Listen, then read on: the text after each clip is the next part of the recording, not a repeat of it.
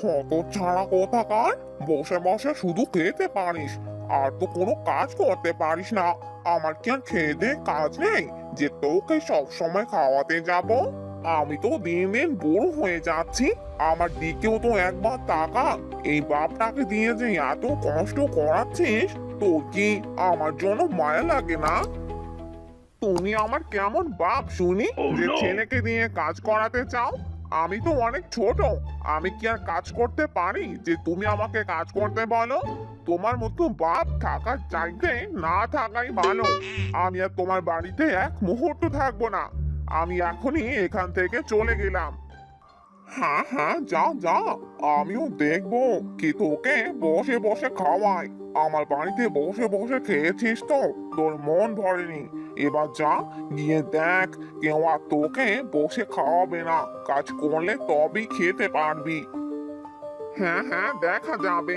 এবার আমি গেলাম, আমি আজকের পর তোমার এই বাড়িতে আর কখনোই আসবো না।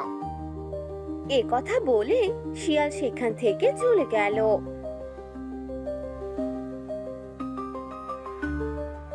হাঁটতে হাঁটতে শিয়ালের ভীষণ খিদে পেয়ে যায়। তখন শিয়াল বলে, হাঁটতে হাঁটতেই তো পেটে অনেক খিদে পেয়ে গেল, পেটে খিদায় চো চো করছে। এবার কি খাই আমি? ওই তো সামনে একটা কলা গাছ দেখতে পাচ্ছি, কলা গাছে নিশ্চয়ই কলা থাকবে। যাই, সামনে গিয়ে একটু দেখে আসি কলা ধরেছে কিনা।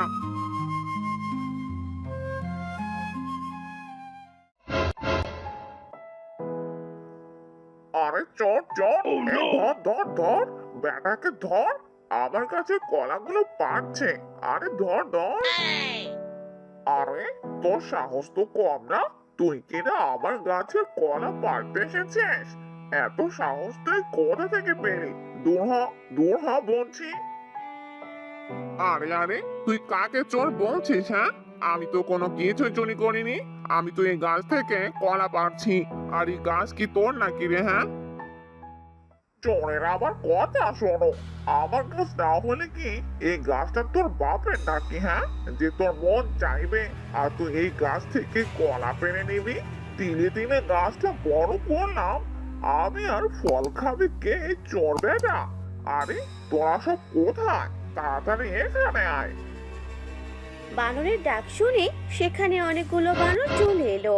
আর সবগুলো বানর শিয়ালকে গণধরে দিতে লাগলো, শিয়ালকে প্রচুর মারতে লাগলো। আর শিয়াল বানরদের মার খেয়ে সেখান থেকে চলে গেল। ওরে বাপরে, ওরে মরে গেলাম রে, কোমরটা বুঝি ভেঙে দিল। হ্যাঁ, কোমরটা যে নড়াতেই পারছি না। শিয়াল এভাবে কষ্ট করে হাঁটতে থাকে। হাঁটতে হাঁটতেই একটি গাছের নিচে গিয়ে সেখানে বসে পড়ে। তখনই সেখানে একটি টুনি পাখি উড়ে আসে। টুনি পাখিকে দেখে শিয়াল ডাকতে থাকে, টুনি পাখি, আরে ও টুনি পাখি, একটু এদিকে শুনে যাও তো। কি হলো কি শিয়াল দাদা, তুমি আমাকে ডাকছো কেন? বলছিলাম কি, তুমি কি আমাকে একটু সাহায্য করতে পারবে? আমি সকাল থেকে না খেয়ে আছি, এদিকে কোমর আর পাজে অনেক ব্যথা করছে, যার জন্য হাঁটতেও পারছি না। তুমি যদি আমাকে কিছু খাবার এনে দিতে, আমার অনেক উপকার হতো টুনি পাখি। না না শিয়াল দাদা, আমি এই কাজটি করতে পারবো না। তুমি তো জানোই পাখিদের খাবার জোগাড় করতে কত কষ্ট হয়। অনেক দূরে দূরে যেতে হয়, উঠতে হয়, আমার ডানাও অনেক ব্যথা করে। আমি নিজের জন্য আর বাচ্চাদের জন্য খাবার আনতে যাচ্ছি, আর তোমার জন্য খাবার আনতে গেলে যে আমাকে আরো বেশি দূর যেতে হবে। আমি দুঃখিত, তুমি আমাকে ক্ষমা করে দাও, আমি তোমার জন্য খাবার আনতে পারবো না। এই কথা বলে টুনি পাখি সেখান থেকে চলে গেল। টুনির কথা শুনে শিয়াল ভীষণ মন খারাপ করলো। শিয়ালের কাছে আর কোনো রাস্তা ছিল না, তাই গাছের নিচে বসে থাকতে লাগলো। কিছুক্ষণ পর সেখানে একটি খরগোশ এলো। সেই গাছের নিচে ছিল খরগোশের বাসা। আরে বাপরে, এই যে জমিদার, তোর সাহস কি করে হলো? তুই কি না আমার ঘরের সামনে এসে ঘুমিয়ে পড়েছিস? ঘুমানোর মতো আর কি কোনো জায়গা পেলি না যে আমার ঘরের সামনে এসে তোকে ঘুমাতে হলো? আরে ওঠ ওঠ, এই জমিদার তো দেখছি ঘুম থেকে উঠছে না, কি করি এবার আমি? আমার মাথায় এক দারুণ আইডিয়া এসেছে। এই শিয়ালটাকে যে এবার উচিত সাজা দিতেই হয়। এই কথা বলেই খরগোশটি তার দাঁত দিয়ে শিয়ালকে কামড় দিতে লাগলো। কামড় খেয়ে শিয়ালের ঘুম ভেঙে গেল।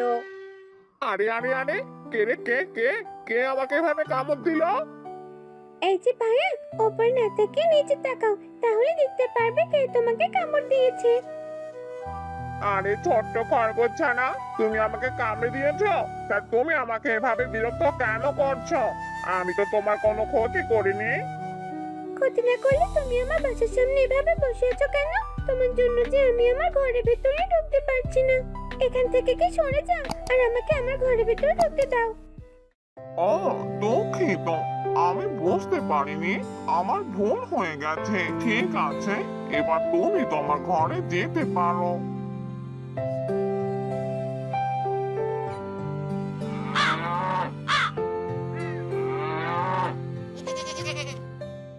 সকাল গড়িয়ে দুপুর হয়ে গেল, অথচ শিয়ালের এখনো খবর পেলাম না। সে কি সত্যি সত্যি রাগ করে বাড়ি ছেড়ে চলে গেল নাকি? এখনো যে বাড়িতে ফিরছে না। না খেয়েই তো চলে গেছে। আর কিছুক্ষণ অপেক্ষা করি, নিশ্চয়ই শিয়ালটা বাড়িতে ফিরে আসবে। শিয়ালের বাবা শিয়ালের জন্য অপেক্ষা করতে থাকে, কিন্তু শিয়াল আর বাড়িতে ফিরে আসে না। অন্যদিকে শিয়াল খিদের যন্ত্রণা সহ্য করতে না পেরে বাঘের গুহার সামনে যায় আর দেখতে পায় বাঘ ঘুমোচ্ছে। আর তার সামনে বড় একটি মাংসের টুকরো। মাংসের টুকরো দেখে শিয়ালের অনেক লোভ জেগে যায়। মাংসের টুকরোটা নিয়ে আসে আর একটি জায়গায় গিয়ে মাংসটা খেয়ে নেয়। আহা, এবার একটু শান্তি পেলাম। অনেকক্ষণ থেকে না খেয়েছিলাম, যার কারণে আমার শরীরটা অনেক ক্লান্ত লাগছিল। মাংসের টুকরোটা খেয়ে পেটটা একটু শান্ত হলো।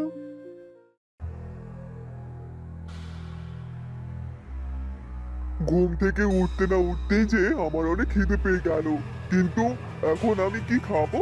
ও হ্যাঁ, একটা তো মাংসের টুকরো রেখেছিলাম। আরে আরে, মাংসের টুকরোটা কোথায় গেল? এখানেই তো রেখেছিলাম মাংসের টুকরোটা। কে নিয়ে গেল আবার? আমার জিনিস চুরি করা? কার এত বড় সাহস? এই কথা বলে বাঘ তার গুহা থেকে বেরিয়ে আসে আর এক এক করে জঙ্গলের সব প্রাণীকে, সেখানে শিয়ালও উপস্থিত ছিল। তখন বাঘ সবার সামনে বলে, তোদের মধ্যে কে আছিস যে কিনা আমার মাংসের টুকরো চুরি করে খেয়েছিস? এখনই আমার সামনে স্বীকার কর, নয়তো এর ফল পরে ভালো হবে না। না না বাবু বাবা, এইসব বলছো তুমি? আমরা তো আমার কোনো মাংসের টুকরো চুরি করিনি আর খাইও নি।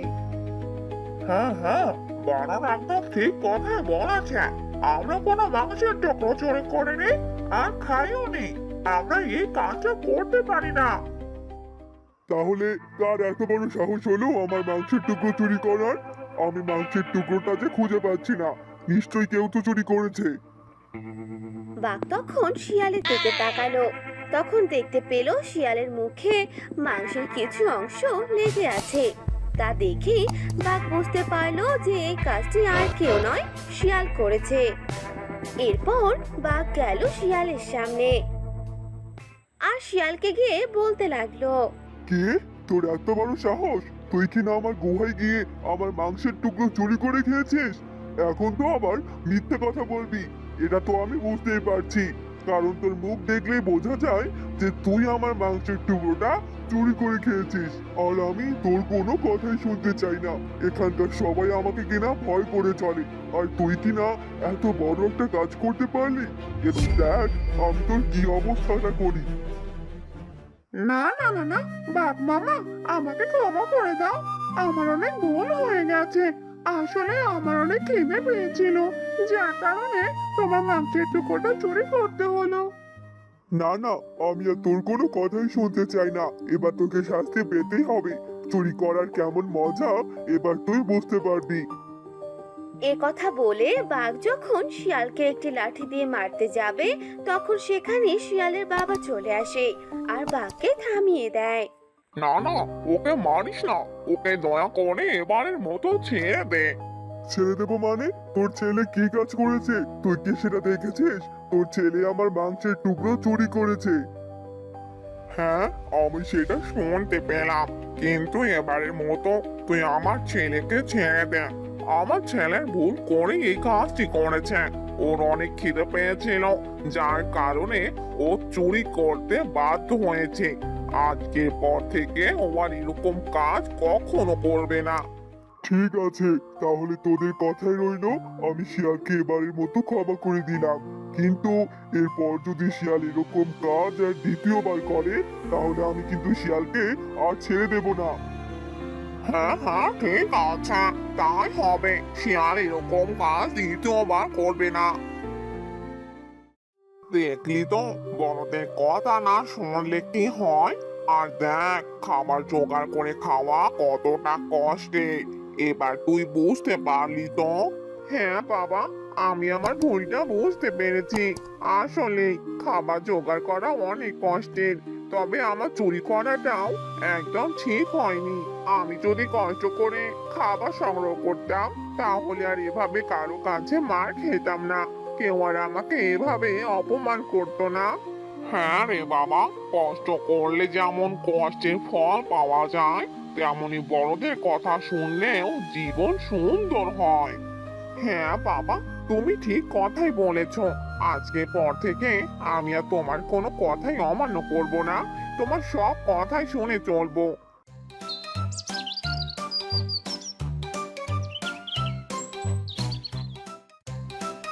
হ্যালো বন্ধুরা, আমাদের গল্পটি আপনাদের কেমন লাগলো তা অবশ্যই কমেন্ট করে জানাতে ভুলবেন না। এমন আরো মজার মজার গল্প দেখতে চ্যানেলটি সাবস্ক্রাইব করে